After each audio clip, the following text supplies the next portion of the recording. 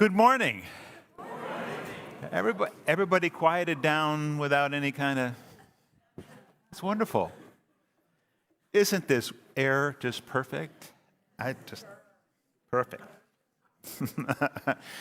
Good morning. My name is Tony Fisher. Welcome to the Unitarian Universalist Congregation of Greater Naples. It's such a pleasure to see everyone here, to have everyone joining us online. Great to see you. And those of you who are braving the cold out on the pavilion, good to see you out there as well. I have many gratitudes this morning. I am grateful, as always, for our music co-directors who will be here this afternoon again, performing in a wonderful concert at 4 o'clock, so we'll note that a bit later. I am grateful, as always, for our hospitality team for getting the coffee ready and the little goodies. They always can use some help, so keep that in mind.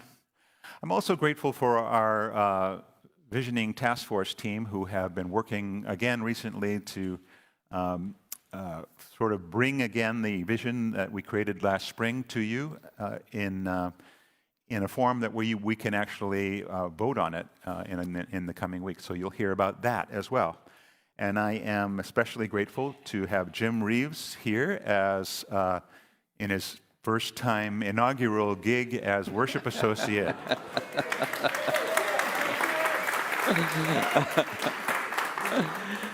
Thank you, Tony, and good morning. It's great to see everyone. Let me add my welcome to all of you as we come together to practice the art of community. We are all growing and learning here, trying to live our deepest values out loud. We're especially thankful for those of you who have recently found your way to our doors. We hope that we can help you find ways to connect with us to meet your needs. We hope that you find comfort, connection, and love here. I urge you to look at the back of our order of service, where you will find our mission statement along with our new vision statement. Both say a lot about who we aspire to be. Now, let's relax and settle ourselves into this time of worship with a prelude.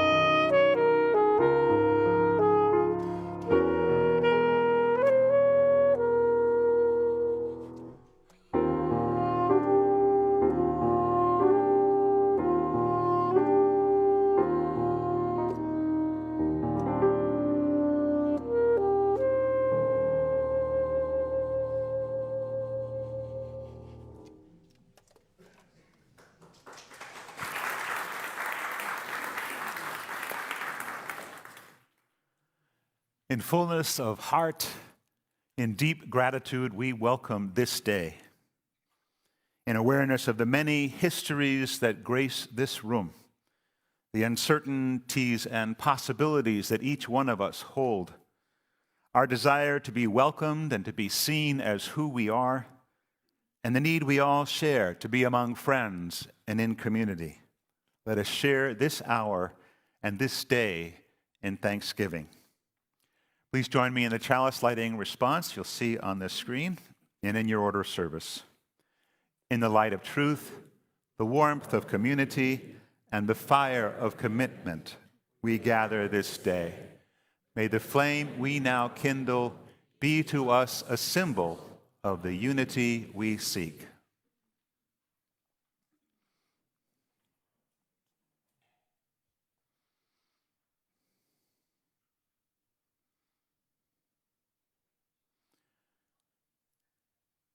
And let's rise in body or spirit and join in singing our opening hymn. It's number 67 in the gray hymnal. We sing now together. We'll be singing verses 1, 3, and 4.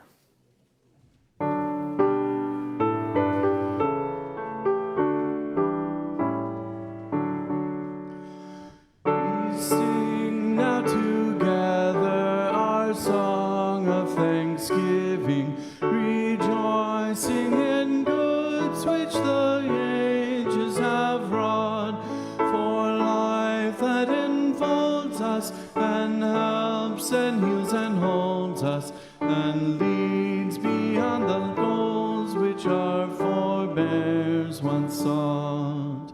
We sing of the frequents, the teachers, the dreamers, designers, creators, and workers and seers, our own lives expanding, our gratitude commanding. Their deeds have made immortal their days and their years. We sing of community now in the making, in every far continent, region, and land, with those of all races, all times and names and places. We pledge ourselves in covenant firmly to stand. Please be seated.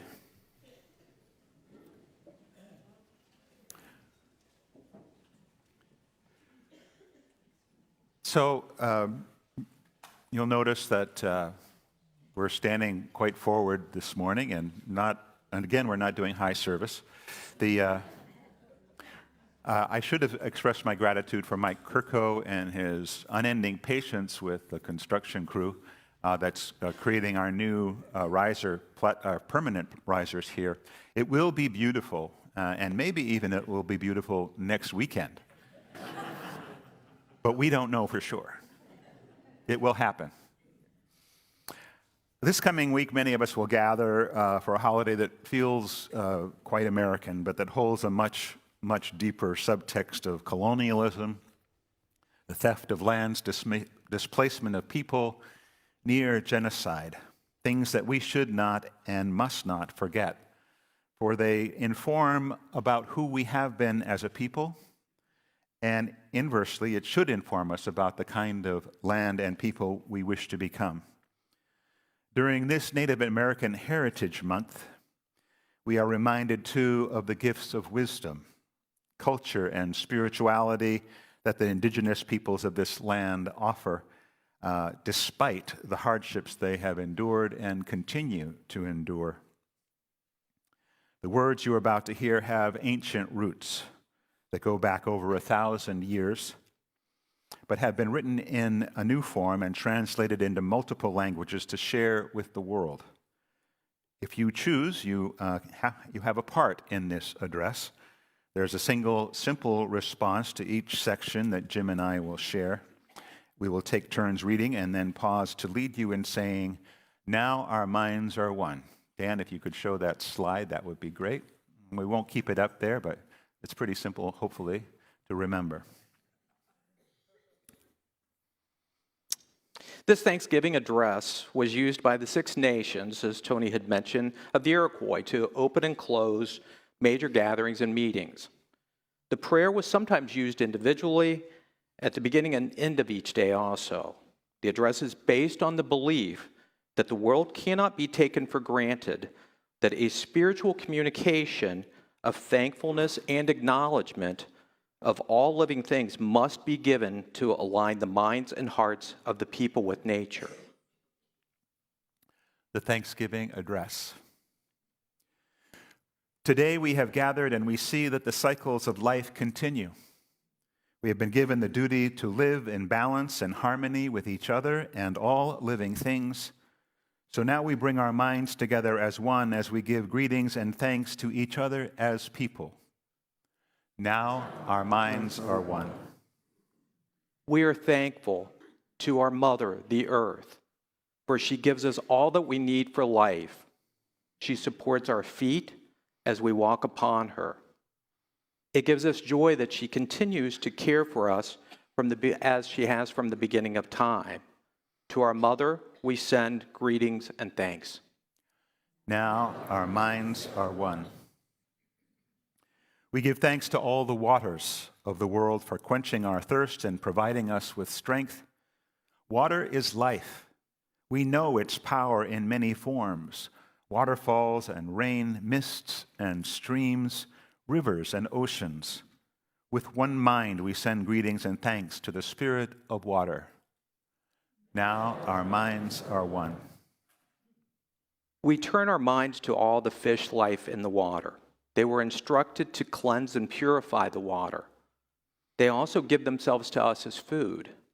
We are grateful that we can still find pure water. So we now turn to the fish and send our greetings and thanks. Now our minds are one. And we turn toward the vast fields of plant life. As far as the eye can see, the plants grow, working many wonders. They sustain many life forms. With our minds gathered together, we give thanks and look forward to seeing plant life for many generations to come. Now our minds are one. With one mind, we turn to honor and thank all food plants we harvest from the garden. Since the beginning of time, the grains, vegetables, beans, and berries have helped people survive. Many other things draw strength from them too. We gather all food plants together as one and give them greetings and thanks. Now our minds are one. We gather our minds together to send greetings and thanks to all the animal life in the world. They have many things to teach us as people. We are honored by them when they give up their lives so that we may use their bodies as food for our people. We see them near our homes and in the deep forests. We are glad that they are still here and hope that will always be so. Now our minds are one. We now turn our thoughts to the trees. The earth has many families of trees who have their own instructions and uses. Some provide us with shelter and shade, others with beauty and fruit. Many people of the world use a tree as a symbol of peace and strength. With one mind, we greet and thank the tree life. Now our minds are one. We put our minds together as one and thank all the birds who move and fly about over our heads. The Creator gave them beautiful songs. Each day they remind us to enjoy and appreciate life. The eagle was chosen to be their leader. To all birds, from the smallest to the largest, we send our joyful greetings. Now our minds are one. We are thankful to the powers we know as the four winds. We hear their voices in the moving air as they refresh us and purify the air we breathe. They help us bring the change of the seasons. From the four directions they come, bringing us a message and giving us strength. With one mind, we send our greetings and thanks to the four winds. Now our minds are one. We gather our minds to greet and thank the enlightened teachers who have come to help throughout the ages. When we forget how to live in harmony, they remind us of the way we were instructed to live as people. With one mind, we send greetings and thanks to those caring teachers. Now our minds are one. We have now arrived at the place where we end our words.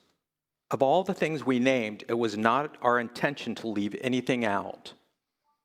If something was forgotten, we leave it to each individual to send such greetings and thanks in their own way. Now our minds are one. Let's remain seated and join in singing our centering hymn, We Give Thanks. Number 1021 in the Teal hymnal. We'll sing just the first verse twice.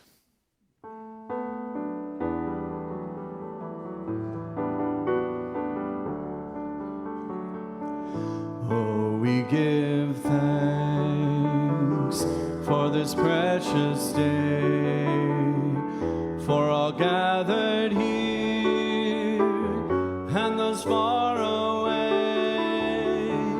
for this time we share with love and care. Oh, we give thanks for this precious day. Oh, we give thanks for this precious day, for all gathered here and those far away, for this time we share with love and care. Oh, we give thanks for this precious day.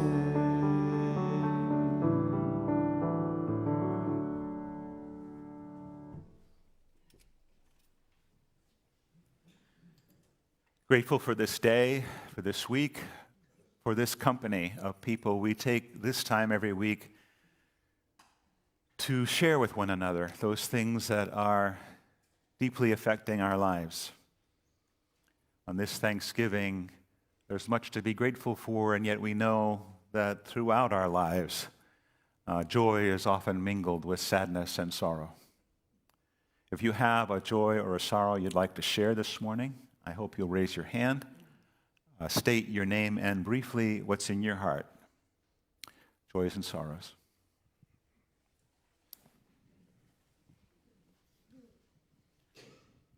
My name is Marge Ostrom, and my husband Ed and I are so happy to be back.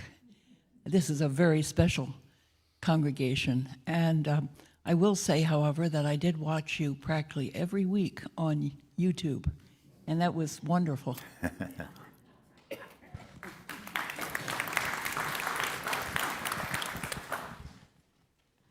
I'm Patty Bryan, and I have a sorrow today. I don't usually have sorrows, but this time I do. My sister was diagnosed with Alzheimer's, and she still sounds the same, and nothing seems to be different, but obviously it will be. Thoughts are with you then, Patty and her. I'm Fran Lee, and I have a big joy today. I'm going to be in Sarasota on Thanksgiving with my son, who lives in a nursing home, and the whole family is going to be there. He was given 2 years of life in 2017, and he's been there for a long time. And I am so happy that we've got the grandkids, his dad, myself, and we have 9 people. And so we're going to Sarasota on, what's the holiday? Thanks. Oh, yeah, Thanksgiving. I'm sorry. No, that's great. Thanks for sharing, Grant, very much.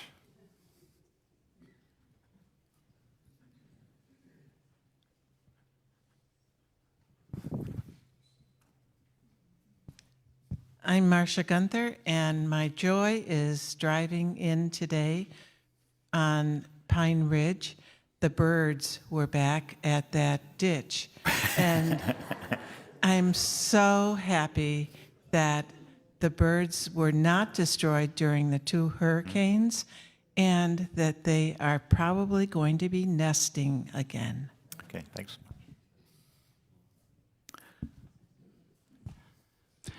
Today, I am feeling enormously grateful for the spiritual practices that have allowed me to truly feel and experience the one mind, the oneness with everyone, and the love, joy, and peace that flow from that.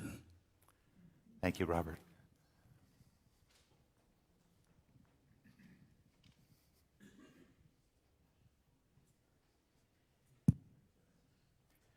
Grateful for all that has been shared. And mindful of all those things that have been left unspoken. Let's join together in the spirit of meditation.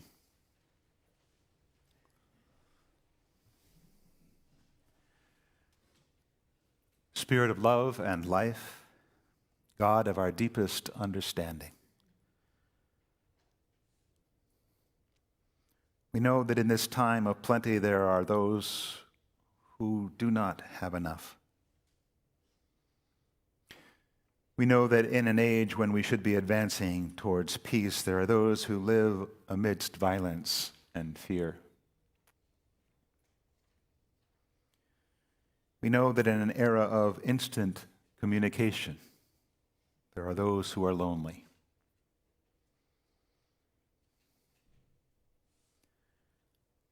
As we sit quietly together, let us acknowledge as well that each of us knows loss, that each of us has been broken in some way, and that through our own pain we might connect more deeply with those who struggle even more than we, finding ways to share the abundance that we enjoy, to work steadily for peace, to reach out in welcome to those in need of our love.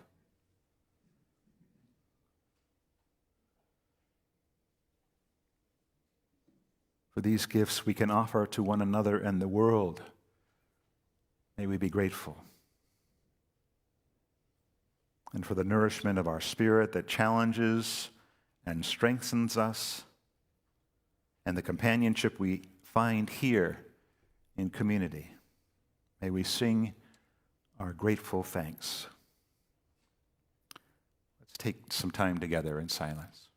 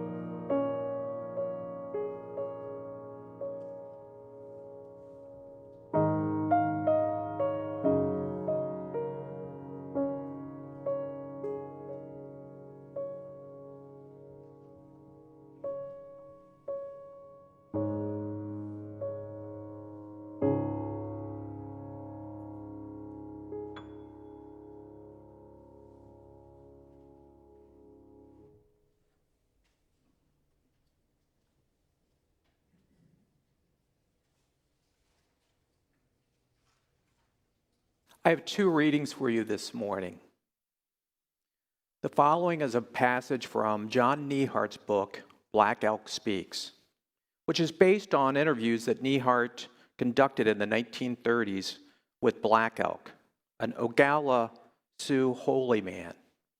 The quote reflects Black Elk's belief that in the interconnectedness of all things, and that the idea that the divine can be found within each individual. Here he describes true peace.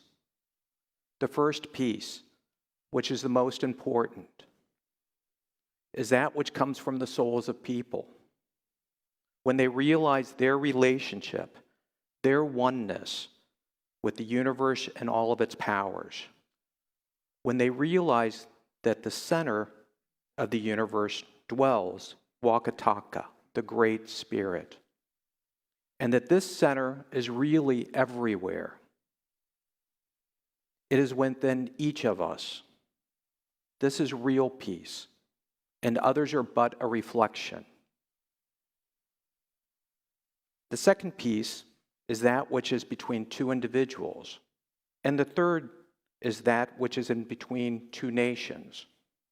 But above all, you should understand that there can never be true peace between nations until there is known that true peace, which as often as I've said, is within the souls of men. The second is a prayer attributed to Lakota tradition. Wakatonka, great mystery. Teach me how to trust my heart, my mind, my intuition, my inner knowing, the senses of my body, the blessings of my spirit. Teach me to trust these things so that I may enter sacred space and love beyond my fear, and thus walk in balance with the passing of each glorious sun.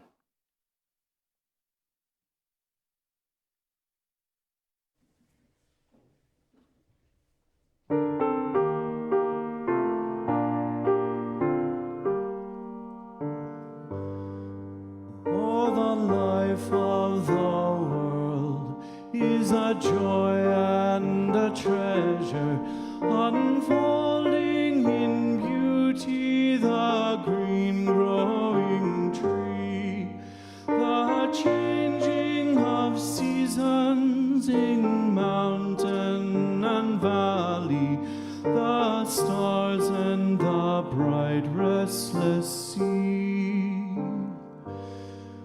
Oh, the life of the world is a fountain of goodness, overflowing in labor and passion and pain, in the sound of the city and the silence of wisdom, in the form of the child once again.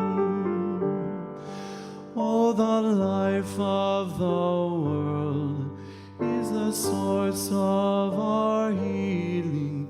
It rises in laughter and wells up in song. It springs from the cure of the poor and the broken, and refreshes where justice is strong.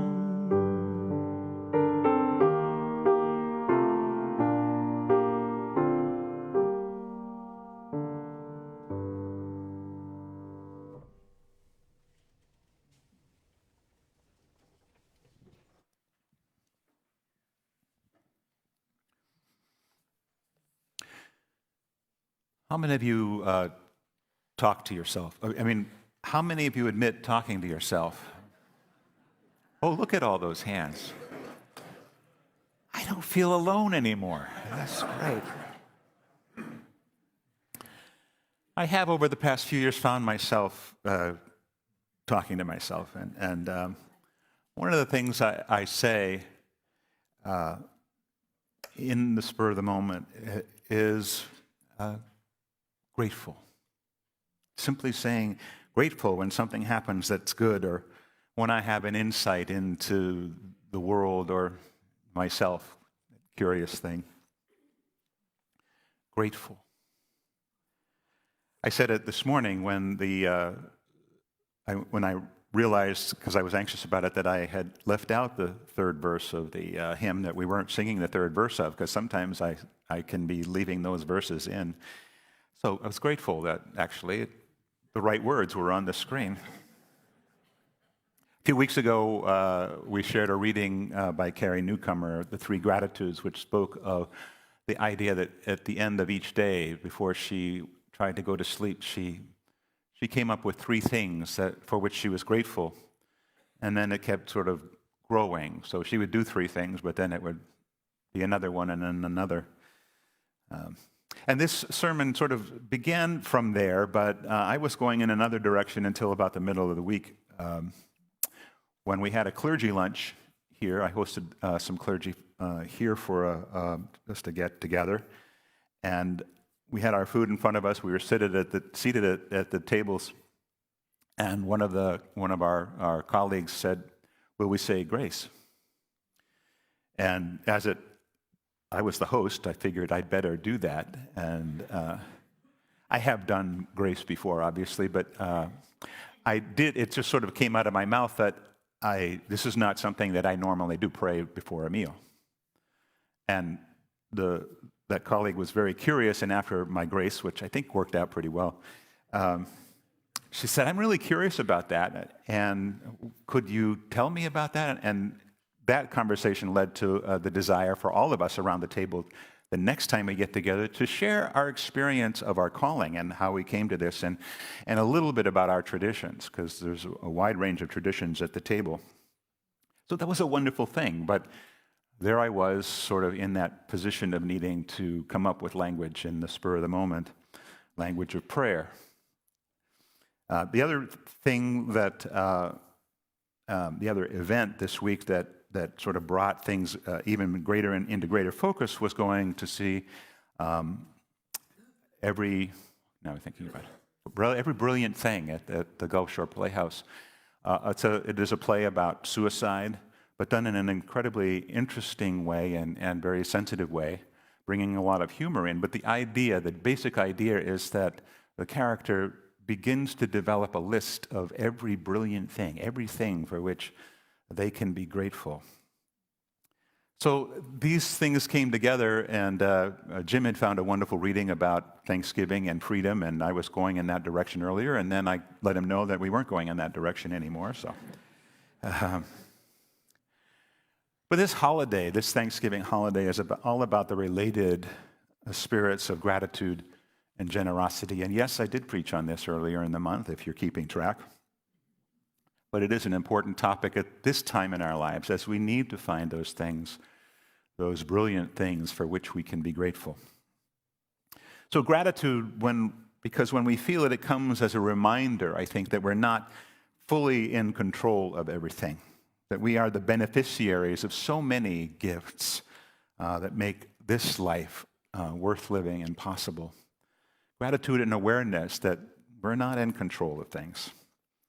And when we translate that sense of gratitude into one of generosity, we understand that we are engaged in a relationship with the earth and with our fellow creatures that is mutual, and that there's a responsibility involved in that.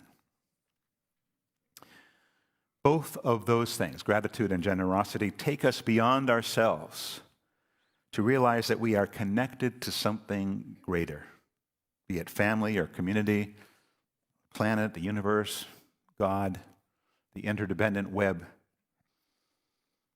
It is that inherent sense, I think, that known sense of interdependence that Black Elk spoke about, that wisdom of the indigenous people of this land. They have held this and taught it, which leads them to a naturally generous spirit. The generosity of the Wampanoag people, the people of the first light, is one of, if not the reason, that the Pilgrims didn't starve during that first harsh winter of 1620 and 21. The Wampanoags' respect for nature and their balanced and skillful approach to harvesting the bounty of land and sea made it possible for them to share their provisions with the Pilgrims. And in a very real sense, their generosity is the basis for the story of the first American Thanksgiving. Nanepashemet, a Wampanoag who lived in the last century, wrote, "We have lived with this land for thousands of generations, fishing in the waters, planting and harvesting crops, hunting the four-legged and winged beings, and giving respect and thanks for each and everything taken for our use. We were originally taught to use many resources, remembering to use them with care, respect, and with a mind towards preserving some for the 7 generations of unborn, and not to waste anything." That deep, working, spiritual connection with the land and the direct sense of abundance is sometimes hard to find within our very sheltered and busy lives, where water comes from a tap and food from the grocery store, and we don't necessarily think about its origins. But if we are wise, we accept this holiday as an opportunity to stop and consider that we are still tied inextricably to the land and the sources of fresh water and to the cycles of the season. And there are still good and powerful reasons to be grateful for all that brings us life. We can stop and think about the people whose lives and work are still bound closely to the soil and upon whom we depend to plant and tend and harvest, to transport, to serve. People upon whose backs and shoulders our economy has always depended, but who sometimes somehow don't reap the full benefits of their labor. Thanksgiving is also a time for us to recognize that we are all travelers on a great journey and that we all get lost now and then. As our meditation spoke to this morning, we have all felt lonely and left out. But those who have come through the many ups and downs of that journey know that it is often through the generosity of others that we can find our way through. Sometimes finding our way back, sometimes changing our ways, getting out of ourselves. It is something worthy of thanksgiving, this relationship we have with each other, with the earth. And while Unitarian Universalists are not known as people who will offer up regular prayer in Thanksgiving, if I were to announce every Sunday morning that let's bow our heads in prayer, I think I would have a bunch of people with their heads still looking at me, shaking. What? There's a joke about us that says when we do pray, it starts, "To whom it may concern."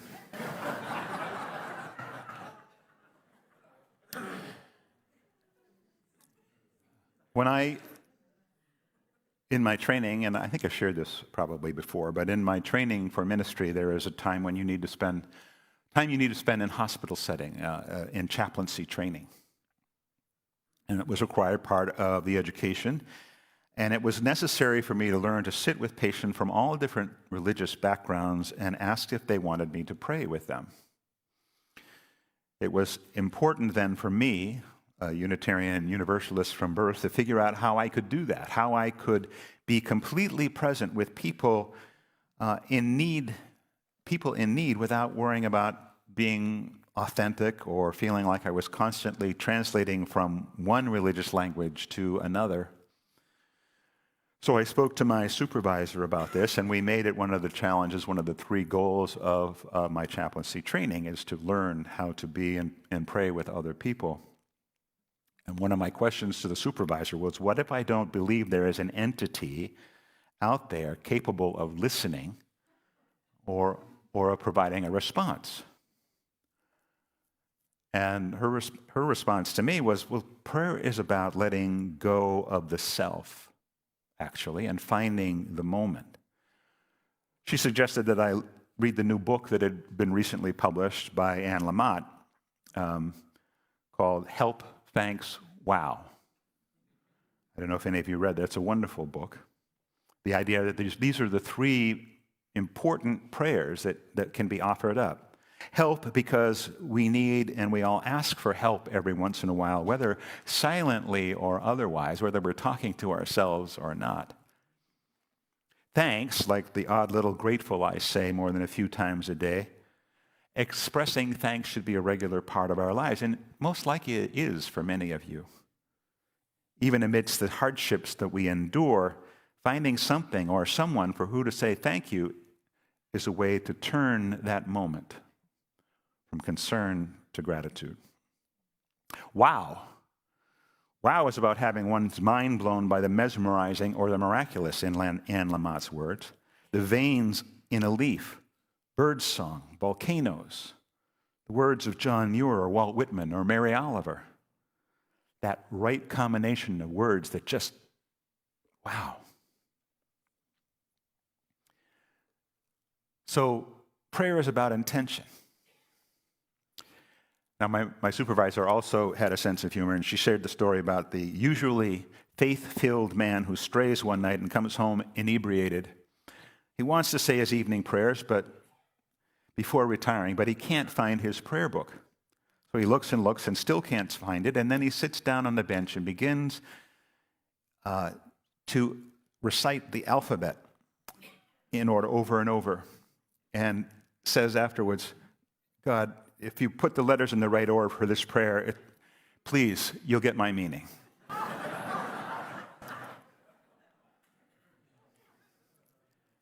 So there's a bit of truth in that, because it really is the intention of our sitting down and focusing that's the important piece of this whole thing.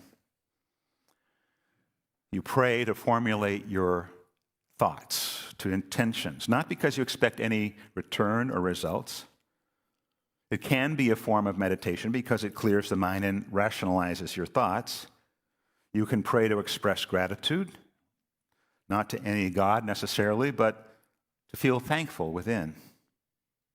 You can express your desire to do a little better at the thing called life and contemplate how you might do that.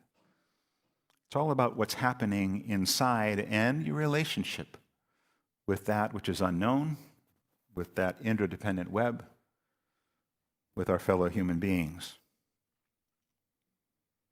It is known, and this is another thing my supervisor talked to me about, that prayer can change our brains in a number of ways, including changing our neural pathways. It can strengthen neural circuits that enhance empathy and social awareness. It can also reshape our neural connections, which may alter how we see the world for expressing ourselves through intentional prayer. It adjusts our brain activity, increasing activity in our frontal lobes, which is responsible for focus.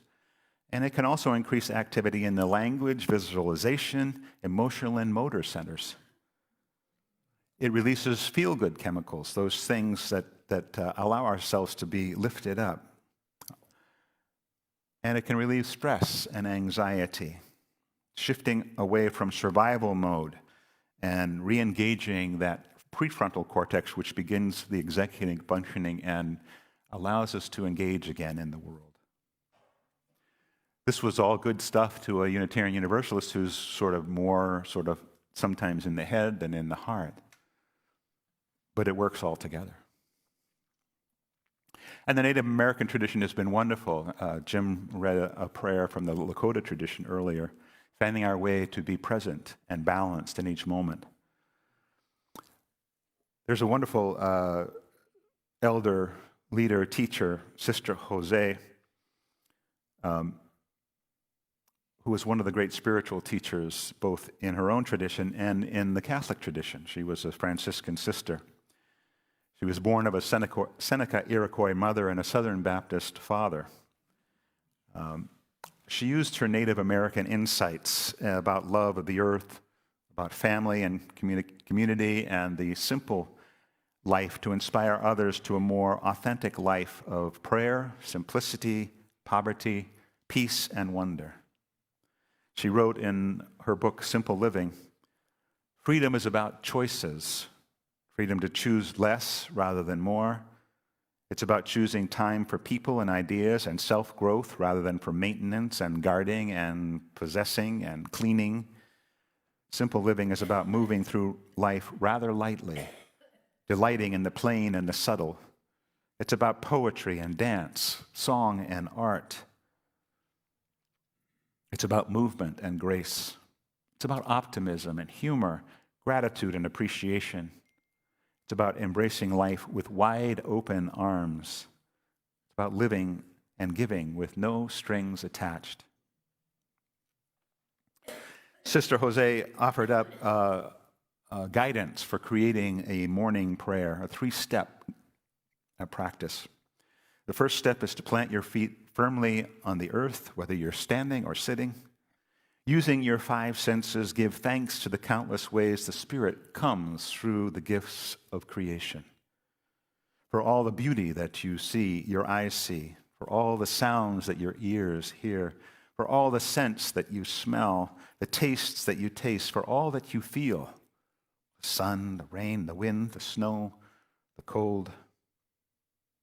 The second step is to let go of all the pain, the struggle, regret, the failures, the garbage of yesterday. Step out of it. Leave it behind. Brush the dust of it off your feet. And then the third step. With this third and final step, Sister Jose wrote, step into the gift of the new day, full of gratitude, of hope, of promise, and potential. As Black Elk said, the first piece, which is the most important, is that which comes within the souls of the people when they realize their relationship with the creation, the oneness, the universe, and all its powers. The Thanksgiving address that Jim and I shared earlier from the Iroquois Nation has a title, a subtitle, Words Before All Else, meaning that we should offer our gratitude, the beginning of every endeavor. Offer our prayers.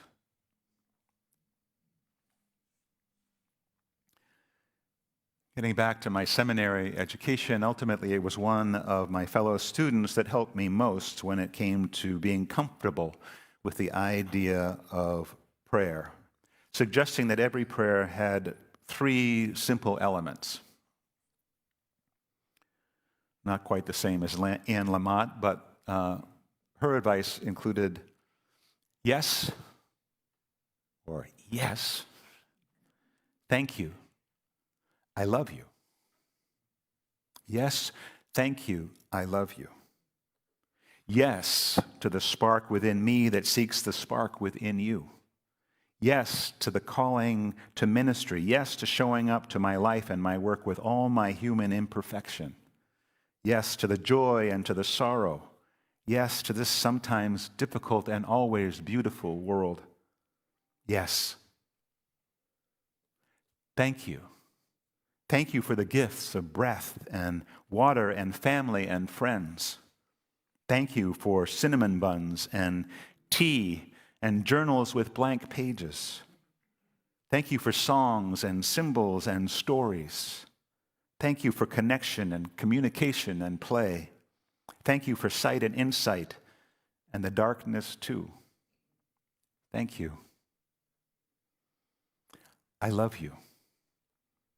I love you, Spirit of life and love, Creator and created, that which was and will be. I love you, source of hope and diversity, comfort and challenge, interdependent web of all existence. I love you. Yes, thank you. I love you. The wheel of this year has turned again, and once more the Thanksgiving season has arrived. How shall we sing our song of gratitude now? Yes, thank you. I love you.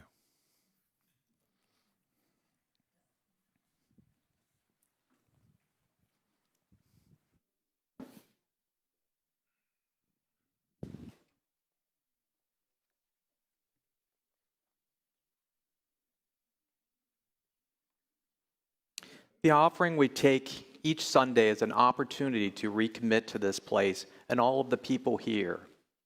It is as much a ritual as singing together and lighting our chalice. It is a reminder that of the form of love that we call generosity. Your financial contributions support our mission to grow intellectually and spiritually.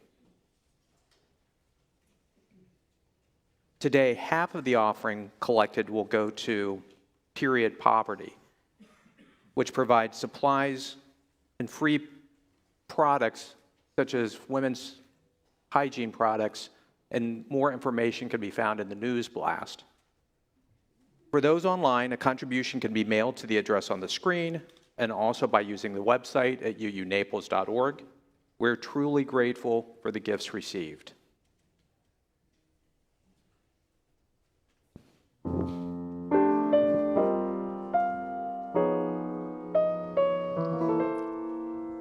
I see trees of green, red roses too. I see them bloom for me and you, and I think to myself,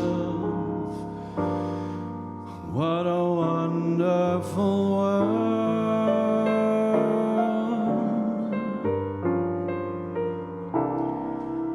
I see skies of blue and clouds of white, the bright blessed day and the dark sacred night, and I think to myself,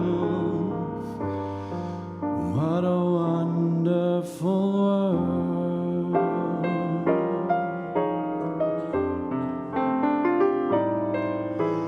The colors of the rainbow, so pretty in the sky, are also on the faces of people passing by. I see friends shaking hands, saying, how do you do? They're really saying, I love you.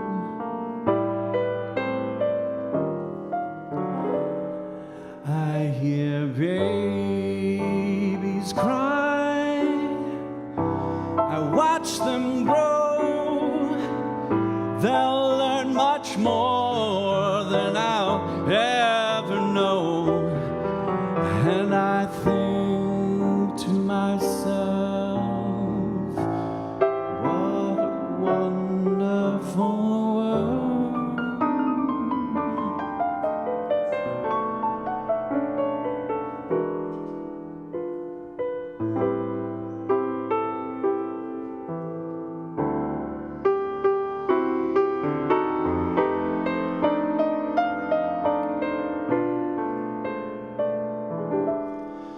Yes, I think to myself,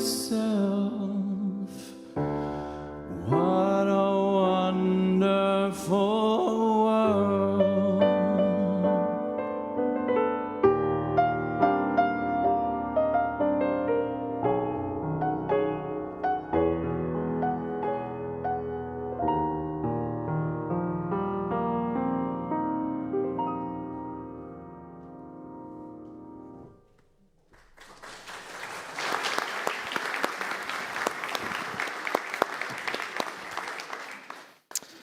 I have a few quick reminders of what is happening this week at UUCGN. We hope you've scheduled time for this afternoon to be here in the sanctuary at 4 p.m.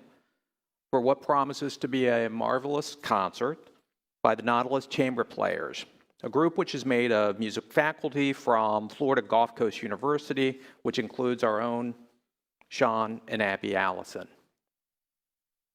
Another great event, the annual Interfaith Thanksgiving service, is taking place tomorrow evening at 7 p.m. at St. Monica's Episcopal Church in Naples. Reverend Tony will be participating along with religious leaders from a number of different traditions. If you haven't attended before, it is a wonderful service, and it will be followed by a reception where you'll have the opportunity to mingle with people from many other congregations.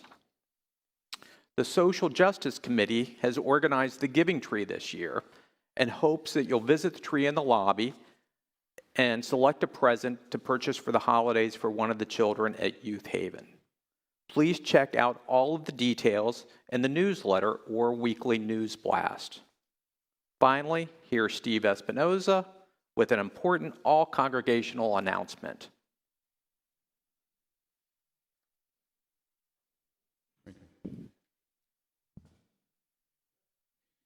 Will do. Good morning, everybody. My name is Steve Espinoza, and as a member of the Visioning Task Force, I'd like to make an important announcement regarding an upcoming meeting for all UUCGN members. On Sunday, December 15th, right after the service, we will be holding a vote to approve the congregation's vision statement. This vision statement has been included in our order of service every Sunday, and many committees have been using it as a guiding framework in their meeting and their work. The journey to this vision statement began in the summer of 2023 when the Visioning Task Force was created to develop a 5-year vision plan for the congregation, set to begin in early 2025. In September of 2023, we invited the congregation to participate in an online survey to help us understand the values, culture, and priorities of our members. Many of you, 91 of us, in fact, will remember our all-congregation visioning workshop held in March of this year. This event allowed us to engage directly with your survey responses and to begin shaping a vision together. Based on the insights from that workshop, the task force has spent countless hours crafting a vision statement that incorporates the best ideas and values shared by the community.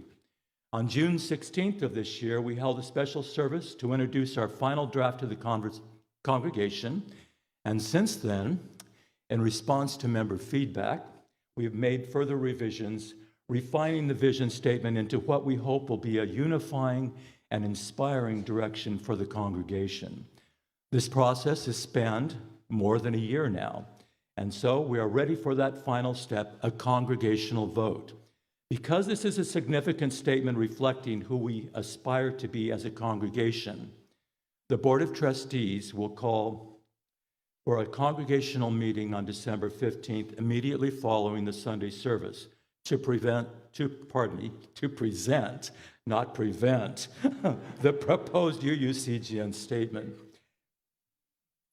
Following the service, voting will be held via SurveyMonkey in the same manner that we've conducted voting for officers and amendments for the past 3 annual congregation meetings.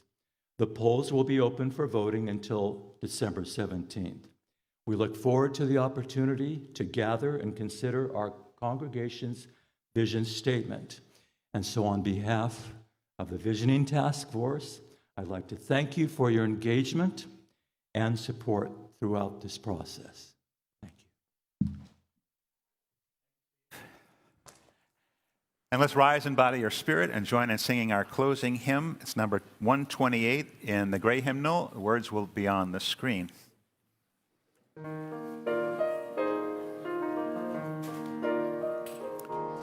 For all that is our life, we sing our thanks and praise. For all life is a gift which we are called to use to build the common good and make our own days glad.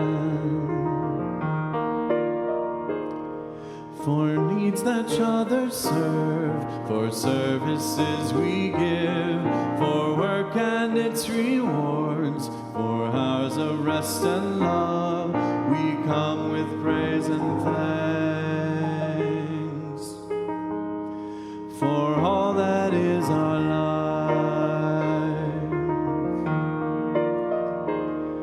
For sorrow we must bear, for failures, pain, and loss, for each new thing we learn, for fearful hours that pass, we come with praise and thanks.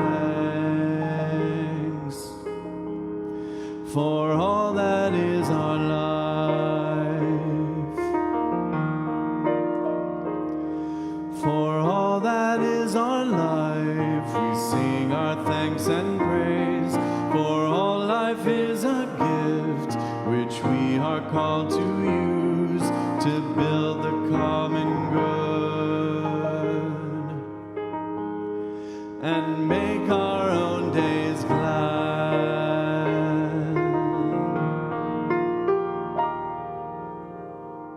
For the nourishment of our spirit, for the challenges that strengthen us, for the companionship we find here in community, for the gifts we can offer to one another and the world. Let us sing our grateful thanks. Yes, thank you. I love you. Have a wonderful day.